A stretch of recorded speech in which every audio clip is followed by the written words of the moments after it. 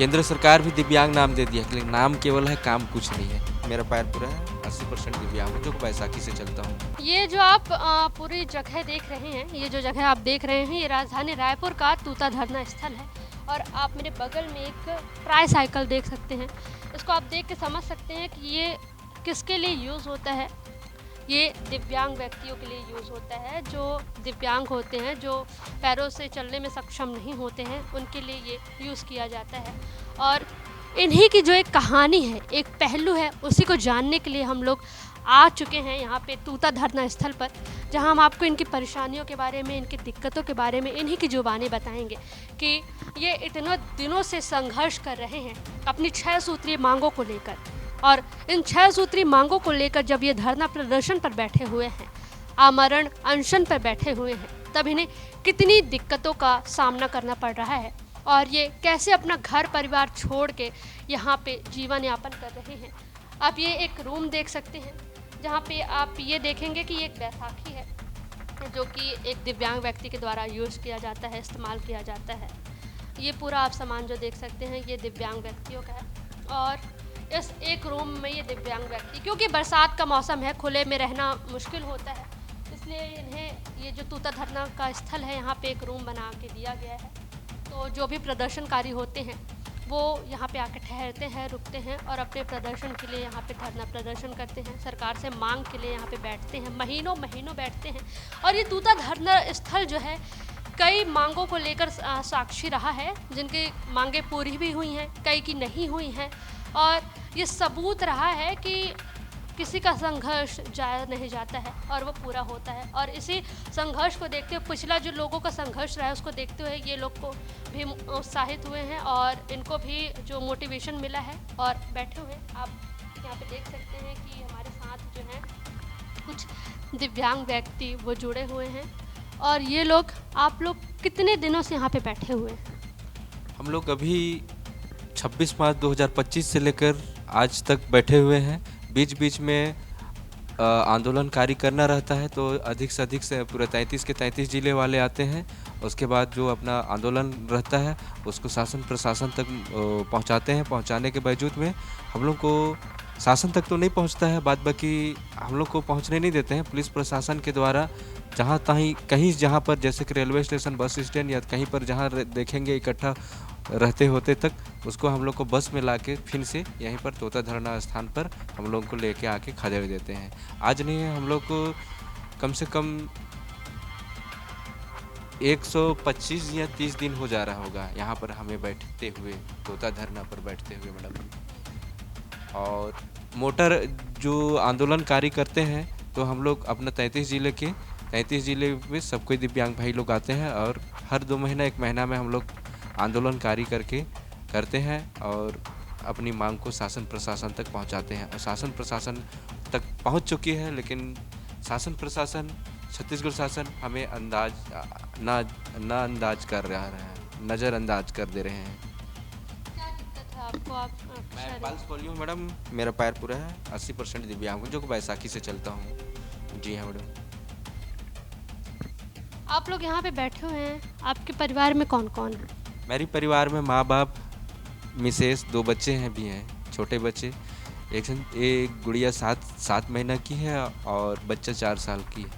आप 7 महीने के बच्चे को छोड़ के यहाँ पे बैठे हुए हैं?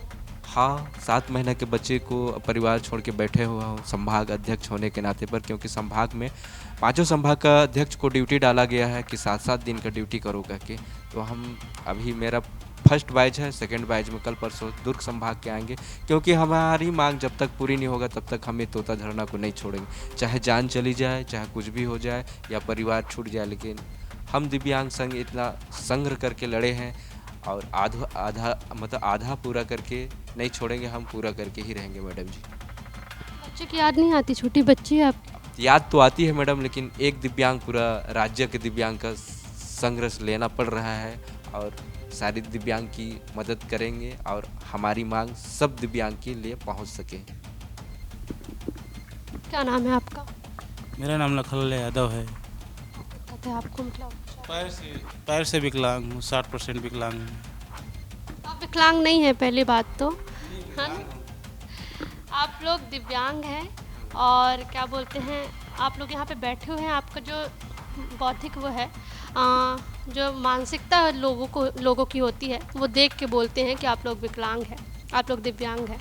यहाँ पे तो आप दिव्यांग शब्द का यूज़ कीजिए। आप लोगों को जब समाज में देखा जाता है तो कोई किस नज़रिए से देखता है? मैडम, शासन प्रशासन ने दिव्यांग से लेकर विकलांग से लेकर दिव्यांग दे दिया है।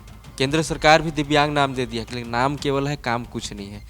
जैसे कि हमारी 6 सूत्री मांग अब सब कोई जान रहे हैं, या तो अपना लाइफ में चल रहा है, यहाँ पर हमारी 6 सूत्री मांग पूरा जायज़ मांग है।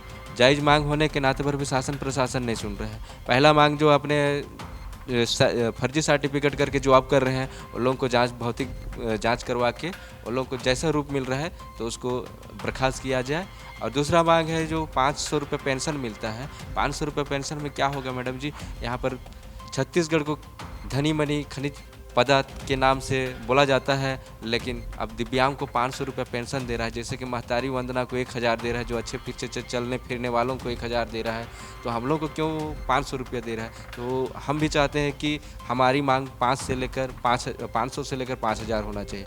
और तीसरी मांग है जो हमारी दीदी बहनी जो भी हैं 18 वर्ष से उधर जितने वर्ष के हैं, जो महतारी वंदना में उन लोगों को ऐड नहीं किया, क्योंकि उन लोगों का शादीशुदा नहीं है, तो शादी उन लोगों को कौन करेगा, इसलिए उन लोगों को भी शामिल किया जाए। और चौथा मांग है, अभी तक 2012 से लेकर अभी तक विकलांगों का सीधी भर्ती नहीं निकाला गया है, इसलिए कई पढ़े लिखे युवा या बहनी लोग सब ऐसे बेरोजगार हुए हैं। तो चाहते हैं कि सीधी भर्ती उसको भी निकाला जाए और बीपीएल बाध्यता को ख़त्म किया जाए, क्योंकि 2002 का सूची मांगता है। 2002 की सूची में अभी दिव्यांग इधर जनगणना हो भी नहीं किया है। जो भी दिव्यांग हुए हैं उन लोगों को तो पेंशन नहीं मिला, क्योंकि उसको बैंड कर दिया है। उसको ख़त्म किया जाए कह के बोला गया है। और जो कोरोना काल में किसानों का उतना कर्जा को माफ़ किया गया, तो जो दिव्यांग भाई लोन लिए हैं तो उसको भी माफ़ किया जाए। और एक ठो मांग है, जो शासकीय कर्मचारी जो पदोन्नति है, जिसको 3% आरक्षण दिया जाता है प्रमोशन के लिए, उसको बैन कर दिया है, उसको खोला जाए। मैडम यही चाहता हूँ। और दिव्यांग तो बोल दिए, लेकिन दिव्यांग होने के नाते पर हम लोग को शासन प्रशासन नाम केवल दिया है, बाद बाकी काम कुछ नहीं है। मैडम धन्यवाद जानकारी के लिए। मैं आपकी आंखों में आंसू देख पा रही हूँ, उसकी वजह? मैडम आप जान रहे हैं कि आप ही क्वेश्चन किए कि आज मेरा 16 जुलाई से लेकर अभी तक हो गया है।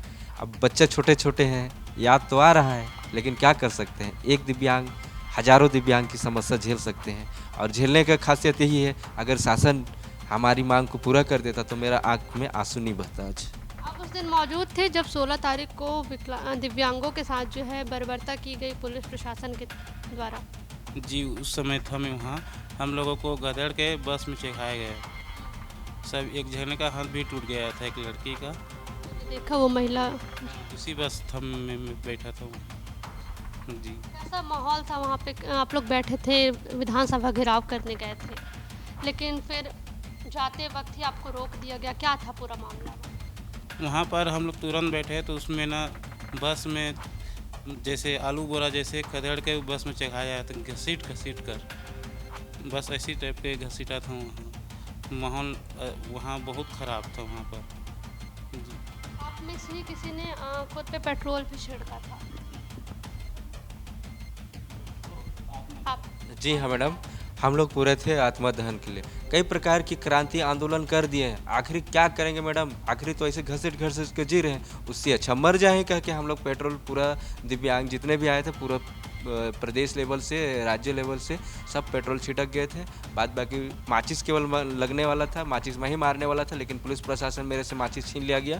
प्लस फायर ब्रिगेड की गाड़ी मंगाए थे, इसलिए फायर ब्रिगेड को आग बुझा दिए। आपका क्या नाम है?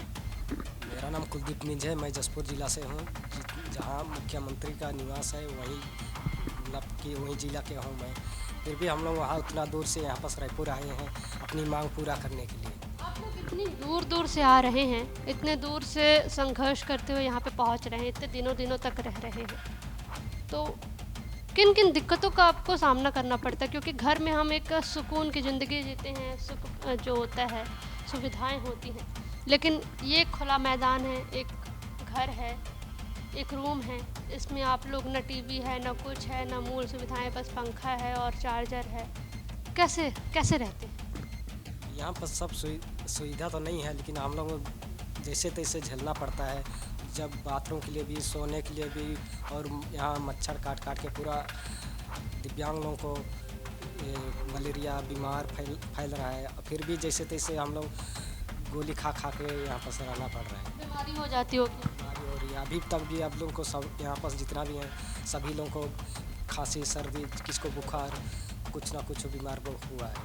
फिर भी हम लोग इतना झेल के शासन प्रशासन को हम लोग बोल रहे हैं कि हमारी मांग पूरा करने के लिए। फिर भी हमारी शासन मतलब कि शासन कुछ नहीं कर रहा है, कि सुनवाई नहीं हो रहा है। एक बात बताइए, आप लोग जैसे यहाँ पे हैं तो खाने पीने की व्यवस्था कैसे होती है? मैडम, खाने पीने की व्यवस्था हम ही लोग स्वयं कर लेते हैं। जैसे कि अपना जिला बाई या तो अभी संभाग चल रहा है, तो अपने जेब से ही हम लोग एडजस्टमेंट कर रहे हैं। कभी दाल, कभी रोटी, कभी तो रोटी का तो नसीबे नहीं है, बस चावल दाल केवल खाते हैं। दाल चावल खा के गुजारा हो रहा है? मैडम, वैसे करके गुजारा कर रहे हैं। दाल तो लेके आते हैं राशन वगैरह? ट्राईसाइकिल है मैडम, इसी में जाते हैं पाना बस्ती, वहाँ से उसके बाद 1 किलो 2 किलो करके लेके आते हैं और खाते हैं। आप खुद जाते हैं ट्राईसाइकिल में और वहाँ से लेके आते हैं? हम लोग खुद जाते हैं और लेके आते हैं, और कभी कभार कोई अन्नदाता लोग भी आ जाते हैं, उन लोग भी दे देते हैं, डोनेशन कर देते हैं, तो बन जाता है। जैसे कि अभी एक जन भाई साहब अपना ग्रुप करके बताया था, आशीष युवा ग्रुप रायपुर करके, वो हम लोगों के लिए मदद किया और अभी तक मदद कर रहा है। आपकी आंखों में उम्मीद दिख रही है कि सरकार आपकी मांगों को सुनेगी, क्या लगता है? मैडम, अभी तक तो कुछ % संभावना है, और नहीं भी सुनेगी तब भी उसको कान को घंटी बजा के हम लोग सुनाएंगे। जैसे कोरोना काल में मोदी अपना पूरा कोरोना भगाने के लिए थाली बजा के कोरोना भगवाए, उस प्रकार अपनी मांग को पूरा करके शासन को घंटी बजा के हम लोग उसका मांग पूरी करवाएंगे। घर वाले बुलाते नहीं हैं आप लोगों की, हो गया बस? मैडम, बुलाते हैं, लेकिन क्या कर सकते हैं, अभी कोई यहाँ पर नहीं है, तो इतना धूप में, गर्मी में इतना दिन झेले, तो अभी हम लोग इसको ताला लोग हमारे आंदोलन को तोड़ के कहाँ जा सकते हैं। इसलिए यहाँ पर मर जाएं, लेकिन हम लोग अपनी मांग को पूरा करके ही जाएंगे। खर्चा नहीं चल पा रहा तो फिर कैसे करेंगे? आप लोग इतने टाइम से बैठे हुए हैं यहाँ पे, आप लोग को अर्निंग नहीं हो रही, पैसे नहीं आ रहे हैं, तो फिर कैसे चल रहा है? घर पे कैसे चल रहा है सारा? घर पर जैसा तैसा करके चला दे रहे हैं मैडम, लेकिन यहाँ का अगर खर्चा नहीं पूरेगा तो 2 टाइम में 1 टाइम खाएंगे, उसके बाद हमारी आंदोलन को आगे बढ़ा के रहेंगे और हमारी मांग को पूरा करके ही रहेंगे। सरकार सुन रही है, अगर ये वीडियो पहुंचता है उन तक, तो आप लोग उनको क्या संदेश दें? क्या संदेश देना चाहेंगे मैडम? अपनी 6 मांग की सूत्री को सबको पूरा कर देगा तो हम उसे क्या धन्यवाद देने के पात्रता है। ओके, अगर हमारी मांग को पूरी नहीं कर देगा तो नहीं करेगा तो धन्यवाद लेने के पात्रता नहीं है। मैं जसपुर जिला से हूँ मैडम, कुनकुरी विधानसभा CM का गांव का। अच्छा, आप मुख्यमंत्री के गांव तरफ से? जी हाँ। ये पूरा आपने जो सुना, इनकी समस्याएं, इनकी दुख दर्द को, ये कितने महीनों से चल रहा है ये? मैडम, हमारी मांग 26 मार्च 2025 से चल रहा है, और अभी 25 जुलाई 2025 हो गया, तो मोटी समझिए। मोटी 1 साल होने को है। 1 साल नहीं हुआ मैडम, अभी 4 महीना हो गया है। मार्च में हाँ,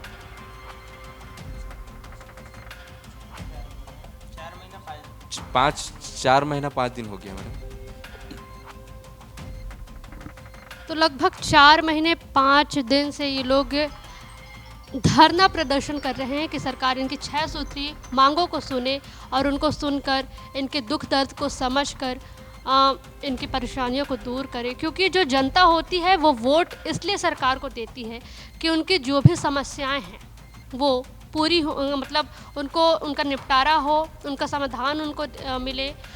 आप लोग वोट देते वक्त क्या सोचते हैं, दिमाग में क्या रखते हैं? जैसे दिव्यांग होने के बाद भी आप लोग वोट देने जाते होंगे, तो उस वक्त आपके दिमाग में क्या रहता होगा कि जो नॉर्मल व्यक्ति है तो वो तो अपना गुजारा भत्ता कहीं से भी कर लेगा, लेकिन जो दिव्यांग व्यक्ति होता है उसको दिमाग में थोड़ा सा प्रेशर होता है कि वो कैसे अपनी चीज़ों को मैनेज करेगा, कैसे सारे परिवार को देखेगा, क्योंकि परिवार का भी उनके ऊपर जो जिम्मेदारी वो होती है।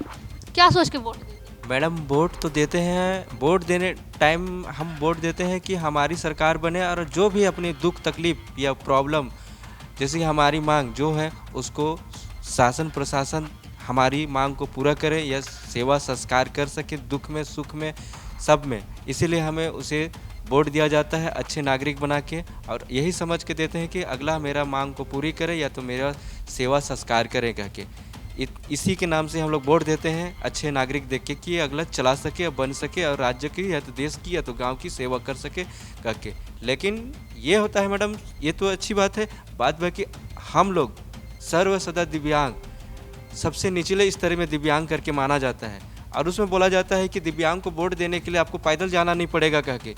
सीधा गली में या तो चौराहे में या तो सीधा दरवाज़ा, सीधा सिंपल दरवाज़ा के पास गाड़ी लगा देता है वोट देने के लिए, जाने के लिए बूथ स्थान तक। उसके बाद ला के छोड़ देगा। उसके बाद छोड़ने के बाद में सरकार बन जाए या तो विधायक बन जाए, सांसद बन जाए या तो मुख्यमंत्री, जो भी बन जाए, शासन प्रशासन जो भी है, लेकिन बाद में वोट देने के बाद में, जीतने के बाद में कोई नहीं बोलता है टाटा बाय बाय। हम जैसे कि अभी तक हम खुद अपना सीएम होने के बाद नाते पर, अपना विधायक होने के नाते पर हम यहाँ पर इतना दिन बैठे हुए हैं, लेकिन आज तक नहीं बोला है कि आपके क्षेत्र के हैं सीएम साहब, है ना, मुख्यमंत्री जो आए हैं वो आपके क्षेत्र के हैं, तब भी आपकी नहीं सुन रहे। अभी तक कोई सुनवाई नहीं हो रहा है मैडम। क्या करेंगे आप लोग अगर आप लोगों की सुनवाई नहीं होती, आप लोग ऐसे ही बैठे रह जाएंगे? कितने दिनों तक और बैठने की क्षमता है आप लोगों में, और क्या करेंगे अगर नहीं होगी पूरी सुनवाई? मैडम किसी को धरना स्थान पर बैठने का ज़्यादा लंबा टाइम नहीं रहता है, लेकिन हम लोग तो हर विभाग के करते हैं, लेकिन हमारे निचले स्तर दिव्यांग होने के नाते पर 4 कर दिए हैं। 6 महीना पूरा करने के बाद हम लोग इसका रणनीतिक करेंगे कि हम लोग को निचले स्थिति, पैर में ज़मीन में घसड़ रहे हैं, उसको क्यों यहाँ पर इतना दिन तक बैठाया गया है, क्या किया गया है, उसको हम लोग हाई कोर्ट में पेश करेंगे। तो ये थी इनकी परेशानियाँ, इनकी दिक्कतें, जो ये धरना प्रदर्शन पर बैठे हुए झेल रहे हैं। शारीरिक जो इनकी परेशानियाँ हैं वो तो झेल ही रहे हैं, मानसिक प्रताड़ना भी झेल रहे हैं अपनी नौकरी को लेकर, अपने जो भी घर की जिम्मेदारियों को लेकर।